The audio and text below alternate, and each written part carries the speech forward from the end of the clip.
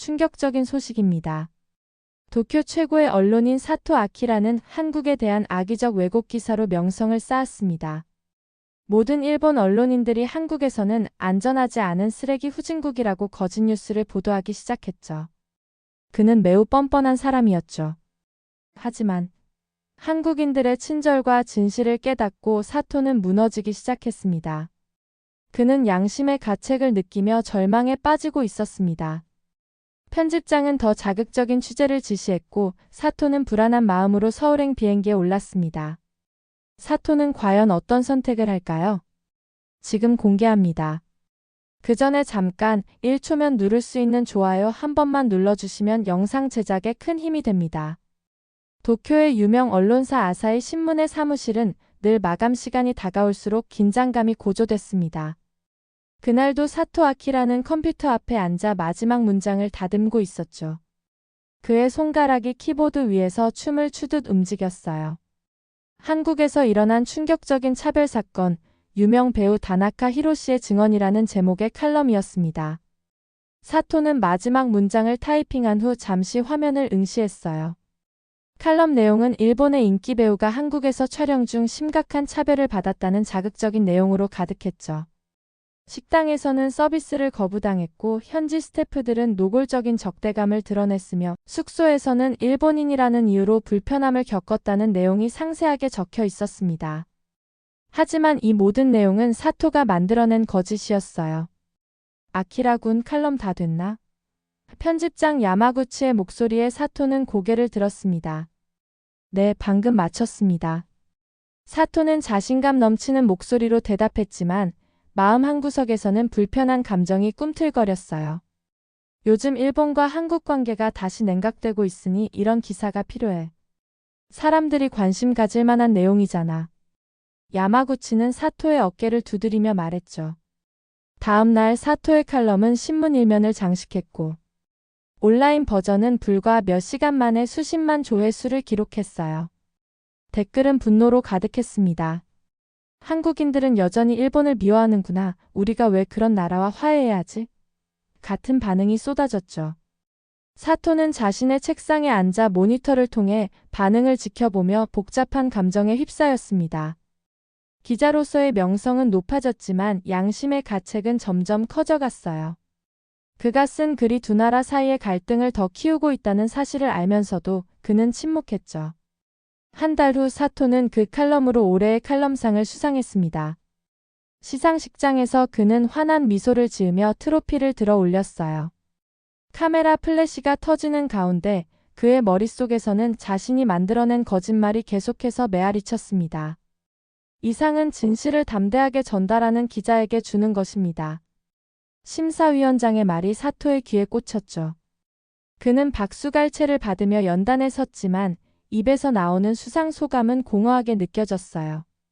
그날 밤 사토는 아파트 베란다에 서서 도쿄의 불빛을 바라보았습니다. 손에는 트로피가 마음에는 죄책감이 무거웠죠.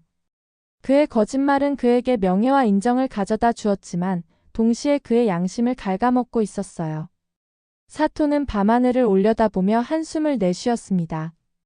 진실을 위해 일해야 할 기자가 거짓을 통해 성공을 이룬 아이러니한 상황이었죠. 사토는 트로피를 내려놓고 잠자리에 들었지만 그날 밤 그의 꿈은 불안함으로 가득했어요. 꿈속에서 그는 끝없는 복도를 달리고 있었고 뒤에서는 그가 쓴 글의 단어들이 그를 추격했습니다. 거짓, 왜곡, 편견이라는 단어들이 벽에 새겨져 그를 질책하는 듯했죠. 몇 개월이 흘렀습니다. 사토는 여전히 아사히 신문의 스타 기자로 활약하고 있었지만 그 칼럼 이후로 한국 관련 기사는 쓰지 않았어요. 어느 평범한 월요일 아침, 사토가 사무실에 도착했을 때 편집장 야마구치가 그를 불렀습니다. 아키라 군, 잠깐 내 사무실로 와보게. 야마구치의 목소리에는 평소와 다른 진지함이 담겨 있었죠. 사토는 무슨 일인지 궁금해하며 편집장의 사무실로 향했어요. 야마구치는 창가에 서서 도쿄의 스카이라인을 바라보고 있었습니다. 한국으로 장기 취재를 떠나야겠네. 야마구치가 갑자기 말했죠. 사토의 심장이 빠르게 뛰기 시작했습니다. 한국이요? 왜 하필 한국입니까? 자네가 한국을 가장 잘 알지 않나? 그 칼럼 이후로 우리 신문과 한국 측 언론 사이에 긴장감이 고조되고 있어. 이번 기회에 더 깊이 있는 후속 보도를 해보는 건 어떨까? 야마구치는 사토를 바라보며 말했어요. 사토의 얼굴이 창백해졌습니다. 그가 쓴 칼럼이 사실은 거짓이라는 것을 야마구치는 모르고 있었죠. 한국에 가면 그의 거짓말이 탄로날 수도 있었어요. 더구나 그 칼럼으로 인해 한국에서 받을 반감도 두려웠습니다. 편집장님, 다른 기자가 더 적합하지 않을까요? 저는 사토가 말을 꺼내려 했지만 야마구치가 단호하게 말을 잘랐어요. 이미 결정된 사항이네. 내일 오전 비행기로 서울에 갈 준비를 하게. 한 달 정도 머물면서 한일 관계의 현 주소에 대한 심층 취재를 해오도록. 야마구치의 표정은 더 이상의 반론을 허용하지 않았죠. 사토는 무거운 발걸음으로 자신의 자리로 돌아왔습니다. 컴퓨터 화면에는 그가 몇 개월 전에 쓴 칼럼이 여전히 높은 조회수를 기록하고 있었어요. 그는 화면을 응시하며 깊은 한숨을 내쉬었습니다. 그날 저녁 사토는 아파트에서 가방을 꾸리며 불안한 마음을 달랠 수 없었어요. 서랍에서 여권을 꺼내며 그는 자신의 손이 떨리는 것을 느꼈죠. 거실 테이블 위에는 올해의 칼럼상 트로피가 여전히 놓여 있었습니다. 사토는 그것을 바라보다가 이내 얼굴을 돌렸어요. 어떻게 해야 하지? 사토는 혼잣말을 중얼거렸습니다. 취재를 거부하면 편집장의 의심을 살 테고 한국에 가면 자신의 거짓말이 탄로날 위험이 있었죠. 어느 쪽을 선택해도 쉽지 않은 상황이었어요. 베란다에 나가 담배를 피우던 사토의 눈에 달력이 들어왔습니다. 내일이면 그는 서울로 떠나야 했죠. 담배 연기가 밤하늘로 사라지는 것을 바라보며 사토는 마음속으로 결심했습니다. 가야만 해. 도망칠 수는 없어. 다음 날 아침 나리타 국제공항은 여느 때와 같이 분주했어요. 사토는 탑승구 앞에서 잠시 멈춰 섰습니다. 아직도 돌아갈 시간이 있었죠. 하지만 그는 깊은 숨을 들이마시고 앞으로 나아갔어요. 비행기 안에서 사토는 창밖을 내다보며 생각에 잠겼습니다. 한국에서 그를 기다리고 있을 상황들을 상상하니 불안감이 밀려왔죠. 자신이 쓴 칼럼으로 인해 한국인들이 얼마나 분노하고 있을지, 그가 일본인 기자라는 사실이 알려지면 어떤 대우를 받게 될지, 이 모든 생각이 그의 마음을 무겁게 했어요. 곧 서울 인천국제공항에 도착합니다. 현재 서울의 날씨는 맑고 기내 방송이 흘러나왔을 때 사토는 자신이 진정한 취재를 할 기회를 얻었다는 생각이 들었습니다. 어쩌면 이번 기회에 그가 저지른 잘못을 조금이나마 만회할 수 있을지도 모른다는 희망이 그를 지탱해 주었죠. 인천국제공항에 도착한 사토는 입국 심사대를 향해 천천히 걸어갔습니다. 심장은 빠르게 뛰고 있었고 손바닥에는 식은땀이 배어 있었죠. 여권을 내밀며 그는 입국 심사관의 표정을 살폈어요. 어쩌면 그의 이름을 알아보고 그가 쓴 칼럼에 대해 언급할지도 모른다는 두려움이 있었습니다. 방문 목적이 무엇입니까? 심사관이 무표정하게 물었어요. 취재차 왔습니다. 저는 일본 아사히 신문의 기자입니다. 사토는 긴장된 목소리로 대답했죠. 심사관은 아무런 반응 없이 여권의 도장을 찍고 사토에게 돌려주었습니다. 환영합니다. 사토는 안도의 한숨을 내쉬었어요. 첫 관문은 무사히 통과한 셈이었죠. 하지만 이것은 시작에 불과했습니다. 공항을 빠져나와 택시 승강장에 서자 그는 주변을 둘러보았어요. 한국의 공기, 사람들, 간판. 모든 것이 그에게는 두려움의 대상으로 느껴졌습니다. 택시에 올라탄 사토는 서울 시내의 호텔 주소를 운전기사에게 건넸죠. 일본에서 오셨습니까? 택시기사가 룸미러를 통해 그를 바라보며 물었어요. 사토는 잠시 망설였습니다. 자신이 일본인이라고 밝히면 어떤 반응이 돌아올지 예측할 수 없었죠. 네, 도쿄에서 왔습니다. 예상과 달리 택시기사의 표정은 밝아졌어요. 아, 도쿄. 저도 작년에 가족여행으로 도쿄에 다녀왔습니다. 정말 깨끗하고 질서 정연한 도시더군요. 사토는 혼란스러웠습니다. 그가 쓴 칼럼에 따르면 한국인들은 일본인에 대해 적대적이어야 했죠. 하지만 현실은 달랐어요. 택시기사는 일본 여행의 추억을 즐겁게 나누며 오히려 사토에게 서울의 명소들을 추천해 주었습니다. 호텔에 도착해서도 비슷한 경험이 이어졌어요. 체크인 과정에서 직원들은 그가 일본 기자라는 사실을 알고도 친절하게 대했습니다. 오히려 좋은 취재 되세요 라며 격려의 말까지 건넸죠. 사토는 호텔 방에 들어와 침대에 몸을 던졌어요. 천장을 바라보며 그는 깊은 생각에 잠겼습니다. 현실과 그가 쓴 칼럼 사이의 괴리가 너무 컸죠. 내가 대체 무슨 짓을 한 거지? 사토는 중얼거렸어요. 저녁이 되자 사토는 간단한 취재 계획을 세우기 위해 노트북을 펼쳤습니다. 야마구치 편집장은 한일 관계에 대한 심층 보도를 원했지만 사토의 마음은 복잡했죠. 그가 이전에 쓴 거짓 칼럼의 영향을 조사해야 할지 아니면 완전히 새로운 관점에서 접근해야 할지 결정하기 어려웠어요. 창밖으로 보이는 서울의 야경은 아름다웠습니다. 빌딩들의 불빛이 마치 별처럼 빛나고 있었죠. 이 도시와 사람들에 대해 그는 너무 모르는 것이 많았어요. 그리고 그 무지가 그로 하여금 거짓을 쓰게 만들었다는 사실을 이제야 깨달았습니다. 다음 날 아침 사토는 일찍 일어나 호텔 주변을 산책했어요. 아침 출근길의 사람들, 길가의 작은 가게들, 학교로 향하는 아이들. 모든 것이 그에게는 새롭게 다가왔습니다. 그는 처음으로 편견 없이 한국을 바라보려고 노력했죠. 길가의 작은 카페에 들어간 사토는 아메리카노를 주문했어요. 옆자리에서는 몇몇 직장인들이 아침 뉴스를 보며 대화를 나누고 있었습니다. 사토는 그들의 대화에 귀를 기울였죠. 놀랍게도 그들은 일본의 최근 정치 상황에 대해 이야기하고 있었어요. 비판적인 의견도 있었지만 그것은 적대감이나 혐오가 아닌 일본 사회에 대한 진지한 관심에서 비롯된 것처럼 느껴졌습니다. 카페를 나서면서 사토는 문득 깨달았어요. 그가 만들어낸 이야기 속에 한국은 실제하지 않는다는 것을. 현실의 한국은 그가 묘사한 것보다 훨씬 복잡하고 다양했죠. 그리고 그 깨달음은 그에게 더 큰 죄책감을 안겨주었습니다. 열흘이 지났습니다. 사토는 서울의 여러 지역을 다니며 취재를 이어갔어요. 강남의 번화가부터 북촌의 한옥마을까지 그는 서울의 다양한 모습을 카메라에 담았죠. 그가 만난 사람들은 대부분 그의 취재에 협조적이었고 일본인 기자라는 사실에 적대감을 보이지 않았습니다. 하지만 사토의 마음은 여전히 불편했어요. 그가 쓴 거짓 칼럼이 계속해서 그의 양심을 괴롭혔죠. 매일 밤 호텔로 돌아와 취재 내용을 정리하면서 그는 자신이 어떤 기사를 써야 할지 고민했습니다. 진실을 말하고 싶었지만 그것은 자신의 경력을 위험에 빠뜨릴 수도 있었어요.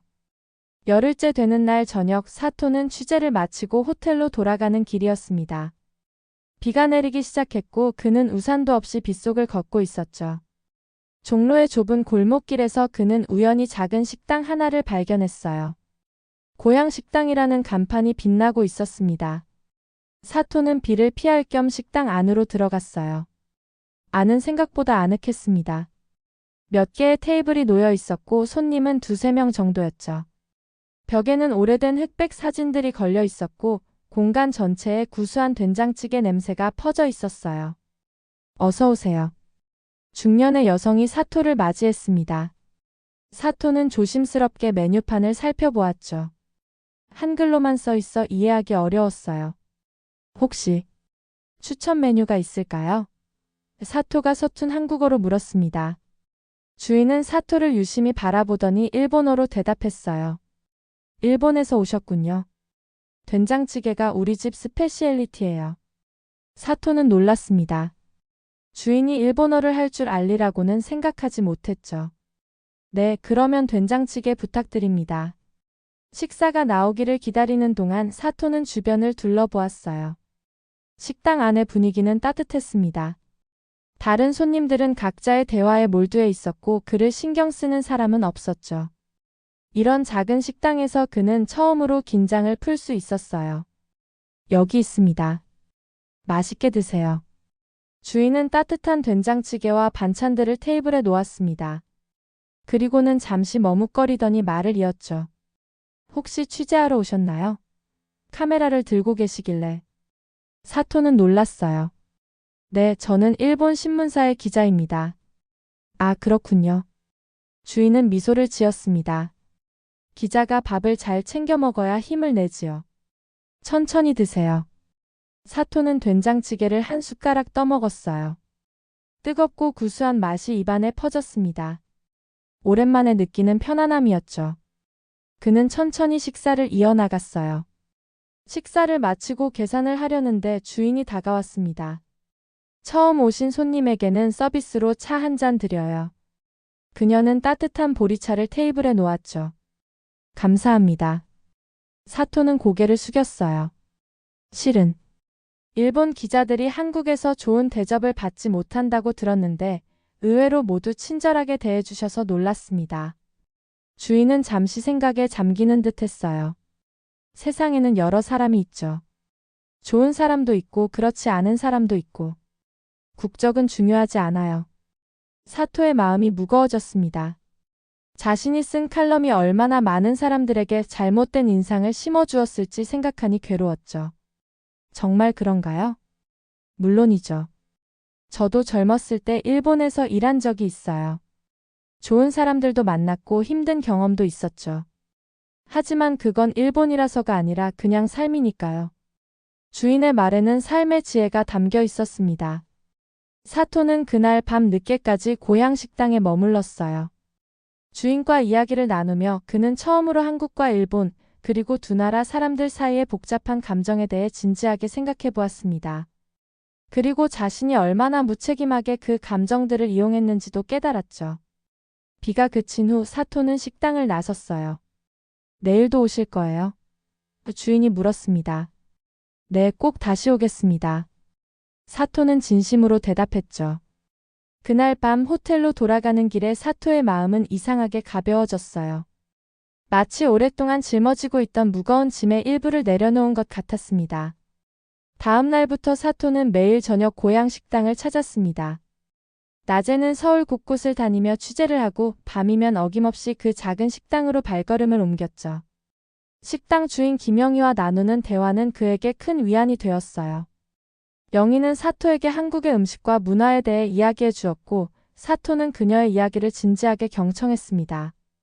열흘이 지난 어느 저녁 사토가 평소처럼 식당에 들어섰을 때 영희는 특별한 요리를 준비하고 있었어요. 오늘은 제가 직접 담근 김치로 만든 김치찌개예요. 특별히 준비했습니다. 사토는 감사의 마음을 표했죠. 정말 감사합니다. 매일 이렇게 신경 써주시니 고향에 온 것 같은 기분이에요. 영희는 미소를 지으며 테이블에 앉았습니다. 식당엔 다른 손님이 없었어요. 사토 씨, 사실 당신이 누군지 알고 있어요. 사토의 심장이 멈추는 것 같았습니다. 무슨 말씀이신지. 작년에 쓰신 그 칼럼 말이에요. 일본 배우가 한국에서 차별받았다는 내용이. 영희의 목소리는 부드러웠지만 그 말은 사토에게 날카로운 화살처럼 꽂혔죠. 사토는 숟가락을 내려놓았어요. 피할 수 없는 순간이 왔다는 것을 깨달았습니다. 어떻게 아셨어요? 우연히 알게 됐어요. 제 아들이 일본어를 전공하는데 그 칼럼을 번역해서 보여줬죠. 당신 이름과 사진도 함께요. 영희는 차분하게 설명했습니다. 사토는 고개를 숙였어요. 부끄러움과 후회가 그를 압도했습니다. 사실 그 기사는 진실이 아니었어요. 그저 사람들이 관심을 가질 만한 내용을 찾다 보니 너무 멀리 나갔던 거죠. 침묵이 흘렀어요. 사토는 영희가 분노하거나 그를 내쫓을 것이라 예상했지만 그녀의 반응은 달랐습니다. 그럴 거라고 생각했어요. 그 배우가 한국에 왔었다는 소식도 들은 적 없었고 기사에 나온 식당들도 실제로는 존재하지 않더군요. 영희의 목소리에는 비난보다는 이해가 담겨 있었죠. 사토는 조심스럽게 고개를 들었어요. 화가 나지 않으세요? 사실 처음에는 화가 났죠. 한국 사람들도 많이 상처를 받았어요. 그렇지만 우리는 다 그렇게 생각하지는 않아요. 한국인이라고 모두 일본을 미워하는 건 아니니까요. 영희는 자신의 손을 사토의 손 위에 올려놓았습니다. 사토의 눈에 눈물이 고였어요. 그동안 쌓아두었던 죄책감이 한꺼번에 폭발하는 것 같았습니다. 정말 죄송합니다. 제가 한 일이 용서받을 수 없다는 걸 알아요. 영희는 잠시 침묵하다가 말했죠. 모두가 실수를 합니다. 중요한 건 그 이유지요. 당신이 지금의 진심을 기사로 쓴다면 상처는 분명히 나을 겁니다. 사토는 영희의 말에 깊은 감동을 받았어요. 그녀의 너그러움과 지혜는 그가 상상했던 것보다 훨씬 컸습니다. 정말 그렇게 생각하세요? 물론이죠. 저는 당신이 첫날 들어왔을 때부터 알고 있었어요. 하지만 당신이 어떤 사람인지 직접 보고 싶었죠. 그리고 지난 열흘 동안 당신은 제가 생각했던 것보다 훨씬 좋은 사람이었어요. 영희는 따뜻한 미소를 지었습니다. 사토는 마음속 깊은 곳에서 무언가가 움직이는 것을 느꼈어요. 오랫동안 그를 짓눌러왔던 죄책감이 조금씩 가벼워지는 듯 했죠. 어떻게 해야 할까요? 제가 쓴 거짓말을 어떻게 바로잡을 수 있을까요? 진실을 말하는 거예요. 당신이 본 진짜 한국 사람들의 이야기를 써보세요. 그것이 당신이 할 수 있는 최선이에요. 영희의 조언은 단순하지만 명확했습니다. 그날 밤 사토는 호텔 방으로 돌아와 노트북을 펼쳤어요. 그는 처음으로 진실된 마음으로 글을 쓰기 시작했습니다. 거짓말쟁이 기자의 고백이라는 제목으로 시작한 그의 글은 자신이 어떻게 거짓 기사를 썼는지, 그리고 한국에서 실제로 경험한 것들이 어땠는지를 솔직하게 담아냈죠. 글을 쓰는 내내 사토의 손은 떨렸어요. 이 기사가 발표되면 그의 경력은 끝날지도 모른다는 불안감이 있었지만 동시에 그의 마음은 어느 때보다 가벼웠습니다. 마침내 그는 진실을 말할 용기를 얻었죠. 새벽녘 사토는 마지막 문장을 타이핑했어요. 저는 이제 알고 있습니다. 진정한 기자란 사람들의 관심을 끌기 위해 거짓을 말하는 사람이 아니라 불편하더라도 진실을 전하는 사람이라는 것을. 그는 깊은 숨을 들이마시고 보내기 버튼을 눌렀습니다. 이제 돌이킬 수 없는 강을 건넌 것이었죠. 사토가 기사를 보낸 후 이틀 동안은 아무런 반응이 없었습니다. 그는 초조하게 야마구치 편집장의 연락을 기다렸지만 이메일함은 비어 있었죠. 아마도 기사를 검토하는 시간이 필요한 거겠지. 사토는 자신을 위로하며 생각했어요. 저녁이 되자 사토는 평소처럼 고향 식당으로 향했습니다. 영희는 문 앞에서 그를 기다리고 있었어요. 어서 오세요. 오늘은 특별한 손님이 있어요. 영희가 미소를 지으며 말했죠. 사토가 식당 안으로 들어서자 구석 테이블에 앉아있는 중년 남성이 그를 바라보고 있었습니다. 낯선 얼굴이었지만 어딘가 익숙한 느낌이 들었어요. 이쪽은 제 남편 민수예요. 당신 이야기를 많이 했더니 꼭 만나보고 싶다고 하더군요. 영희가 두 사람을 소개했습니다. 민수는 일어나 사토에게 깊은 인사를 했어요. 만나서 반갑습니다. 아내가 당신에 대해 많이 이야기해줬어요. 사토는 어색하게 고개를 숙였습니다. 저에 대해서요? 좋은 이야기였으면 좋겠네요. 물론입니다. 민수는 웃으며 대답했어요. 특히 어제 쓰신 기사에 대해서요. 사토는 놀라서 고개를 들었습니다. 제 기사를 읽으셨어요? 어떻게? 네, 이미 온라인에 올라왔더군요. 아내의 아들 제 의부사들이 바로 알려줬죠. 민수의 목소리는 차분했어요. 사토의 심장이 빠르게 뛰기 시작했습니다. 그는 아직 야마구치 편집장으로부터 아무런 연락도 받지 못했는데 이미 기사가 올라갔다니 믿기 어려웠죠. 어떤 반응이었나요? 민수는 잠시 생각에 잠기는 듯 했어요. 다양했죠. 일본에서는 많은 사람들이 충격을 받은 것 같았어요.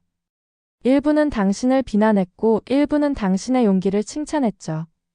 한국에서는 대부분 고맙다는 반응이었습니다. 영희가 차를 가져왔어요. 이건 우리 집에서 만든 보리차예요. 마음을 진정시켜 줄 거예요.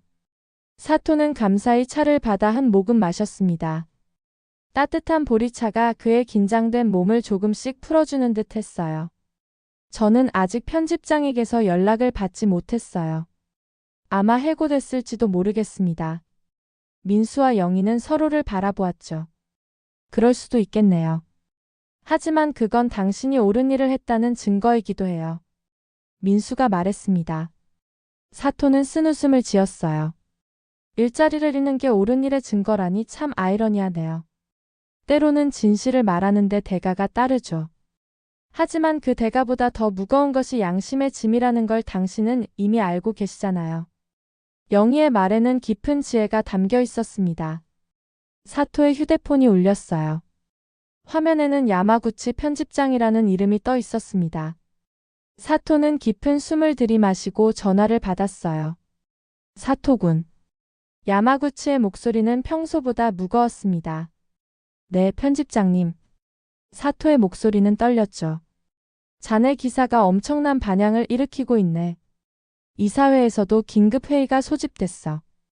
야마구치는 차분하게 말했습니다. 사토는 말을 잇지 못했어요. 이제 모든 것이 끝이라고 생각했죠. 놀랍게도 이사회의 결정은 자네 기사를 일요일 특집으로 큼직하게 실어주는 거였어. 사람들이 진실을 원한다는 걸 그들도 알게 됐나 봐. 야마구치의 목소리에 약간의 자부심이 섞여 있었습니다. 사토는 놀라움에 말을 잇지 못했어요. 정말인가요? 저는 해고될 거라고 생각했습니다. 물론 징계는 있을 거야. 자네가 처음에 거짓 기사를 썼던 것에 대해서. 하지만 그것보다 더 중요한 건 자네가 그 잘못을 바로잡으려 했다는 거지. 야마구치의 말에 사토는 안도의 한숨을 내쉬었습니다. 전화를 끊은 후 사토는 영희와 민수에게 상황을 설명했어요. 두 사람은 진심으로 기뻐했습니다. 보세요, 진실은 항상 이긴다니까요. 영희가 웃으며 말했죠. 민수는 소주 한 병을 꺼내왔어요. 이건 특별한 날을 위한 거죠. 함께 한잔할까요? 그날 밤 사토는 영희와 민수와 함께 소주를 마시며 많은 이야기를 나눴습니다. 한국과 일본의 역사, 두 나라 사이의 오해와 편견, 그리고 그것을 넘어서기 위한 노력들에 대해 이야기했죠. 사토는 처음으로 진정한 대화가 가능하다는 것을 느꼈어요. 거짓이나 위선 없이 있는 그대로의 자신으로 대화하는 것이 얼마나 자유로운 일인지 깨달았습니다. 밤이 깊어갈수록 사토의 마음은 더욱 가벼워졌어요.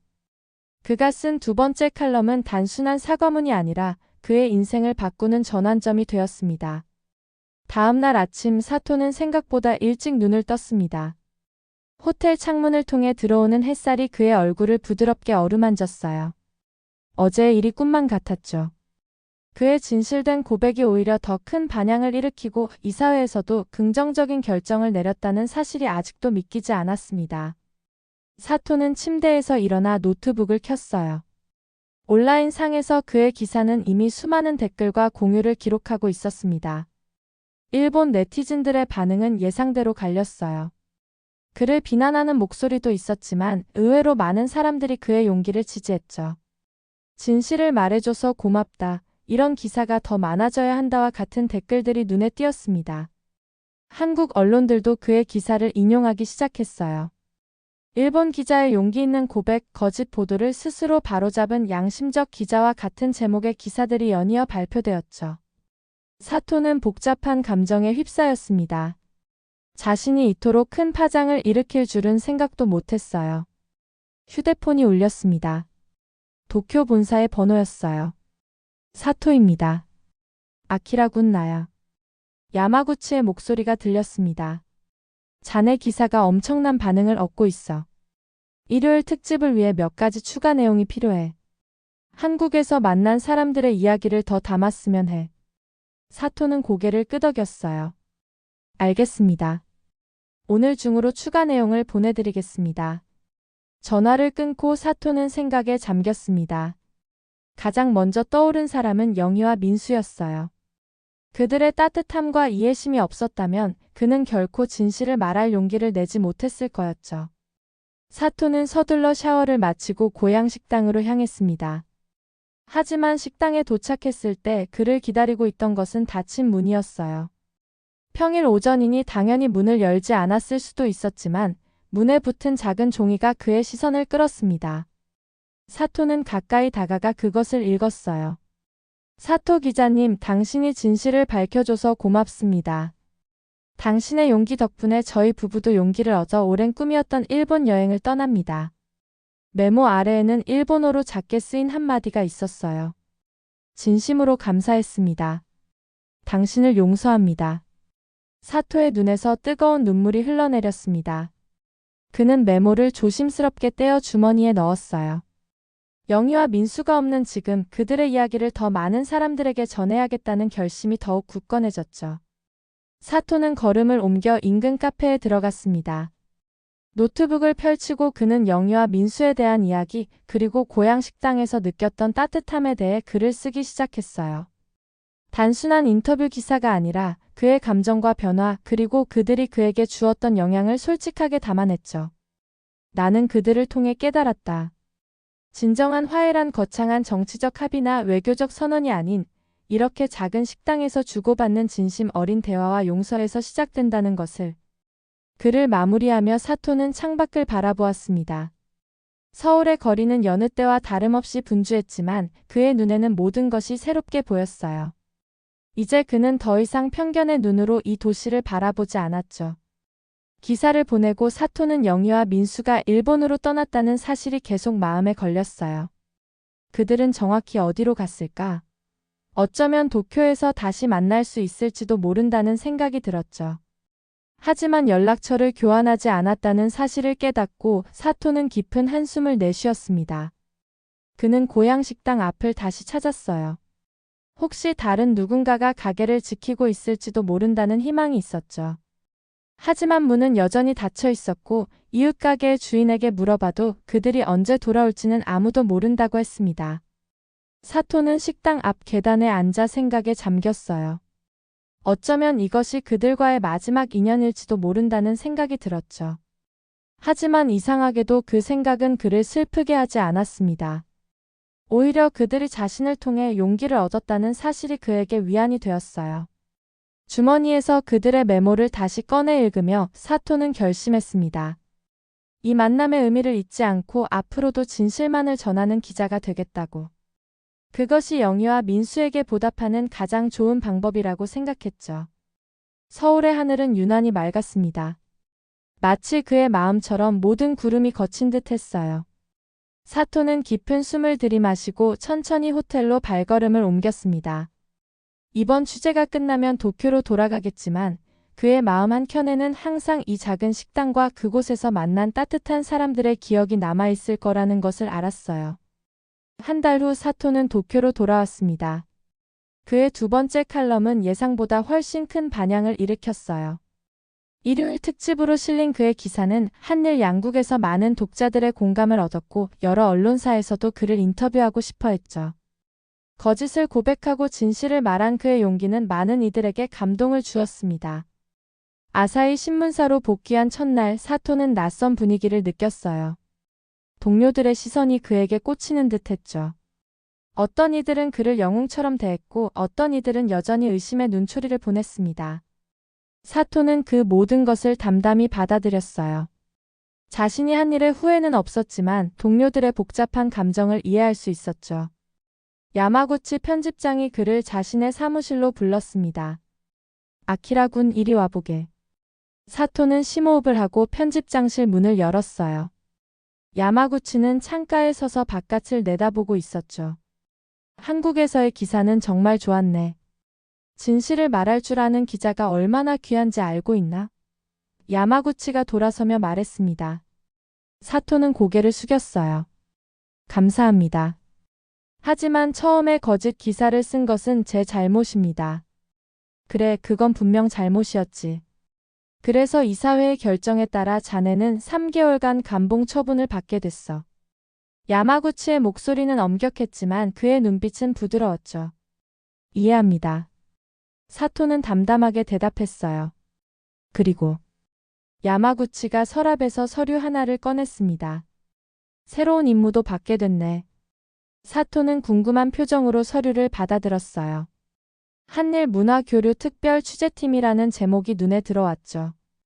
자네의 경험을 바탕으로 한국과 일본 사이의 진정한 이해와 화해를 위한 시리즈 기사를 쓰게 될 거야. 양국의 문화, 역사, 사람들의 이야기를 담는 거지. 야마구치가 설명했습니다. 사토의 눈이 커졌어요. 이것은 처벌이 아니라 기회였죠. 정말입니까? 물론이지. 자네는 이미 증명했잖아. 진실을 위해 자신의 명예까지 걸 수 있는 기자라는 걸. 야마구치는 미소를 지었습니다. 그날 이후 사토는 새로운 사명감을 가지고 일했어요. 한일 관계를 다루는 그의 기사들은 항상 균형 잡힌 시각과 진실된 감정으로 가득했죠. 그는 양국 사이의 갈등만을 부각시키는 대신 서로를 이해하고 존중하는 사람들의 이야기를 찾아 전했습니다. 한국 취재를 위해 서울을 다시 찾을 때마다 사토는 고향 식당이 있던 골목을 지나곤 했어요. 식당은 여전히 문을 열지 않았지만 그는 언젠가 영희와 민수를 다시 만날 수 있기를 조용히 바랐죠. 그리고 마침내 그날이 왔습니다. 취재로 오사카를 방문했을 때 사토는 우연히 거리에서 그들을 만났어요. 영희와 민수는 관광객처럼 지도를 들고 서 있었죠. 영희 씨? 민수 씨? 사토가 놀라서 그들에게 다가갔습니다. 두 사람은 사토를 보고 환한 미소를 지었어요. 사토 씨, 정말 당신이군요. 영희가 기뻐하며 말했습니다. 세 사람은 인근 카페에 앉아 그동안의 이야기를 나눴어요. 영희와 민수는 한 달간의 일본 여행을 끝내고 이제 한국으로 돌아가는 길이었죠. 그들은 사토의 기사를 계속 관심 있게 지켜봤다고 말했습니다. 당신의 기사를 읽을 때마다 가슴이 따뜻해져요. 진실만 말하는 당신의 모습이 자랑스러워요. 영희의 말에 사토는 깊은 감동을 느꼈습니다. 헤어질 시간 민수가 사토에게 작은 봉투를 건넸어요. 이건 우리가 일본 여행 중에 각 지역에서 모은 엽서들이에요. 당신에게 주고 싶었습니다. 사토는 감사히 봉투를 받았죠. 저도 드릴 것이 있습니다. 그는 자신의 가방에서 책 한 권을 꺼냈어요. 그의 칼럼들을 모아 출판한 책이었습니다. 첫 페이지에는 짧은 메시지가 적혀 있었죠. 영희와 민수에게 진실을 말할 용기를 준 나의 스승들에게. 다시 한국으로 돌아간 영희와 민수는 고향 식당을 다시 열었습니다. 그리고 사토는 정기적으로 그들을 방문하며 우정을 이어갔어요. 그 작은 식당은 이제 한일 우정의 상징이 되었죠. 가끔 사토의 팬들도 그곳을 찾아와 영희의 된장찌개를 맛보고 갔습니다. 2년 후 사토는 다시 한번 올해의 칼럼상을 수상했어요. 이번에는 진실의 힘을 믿은 용기 있는 기자라는 평가와 함께였죠. 시상식 단상에 오른 사토는 트로피를 들고 잠시 말을 잇지 못했습니다. 객석에는 특별 초청된 영희와 민수의 모습도 보였어요. 이 상은 저 혼자만의 것이 아닙니다. 사토가 마침내 입을 열었죠. 거짓으로 인해 상처받은 모든 분들께 진심으로 사과드립니다. 그리고 저에게 용서와 진실의 가치를 가르쳐준 두 분께 이 영광을 돌립니다. 사토는 영희와 민수를 바라보며 깊이 고개를 숙였어요.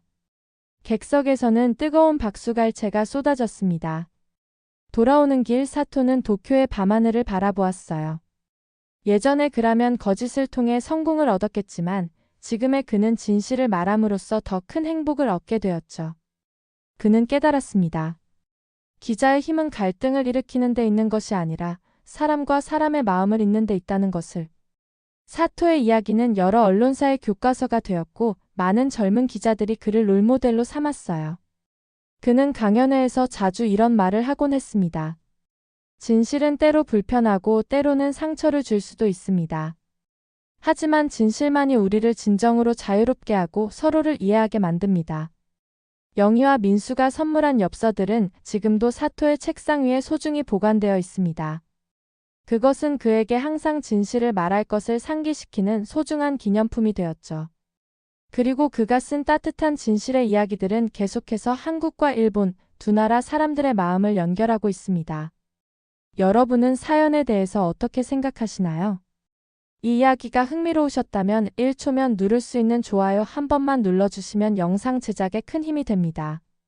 그리고 여러분들의 소중한 의견을 댓글로 달아주시면 영상을 보는 시청자들에게 큰 힘이 됩니다. 앞으로 더 깊고 흥미로운 이야기를 전해드리겠습니다.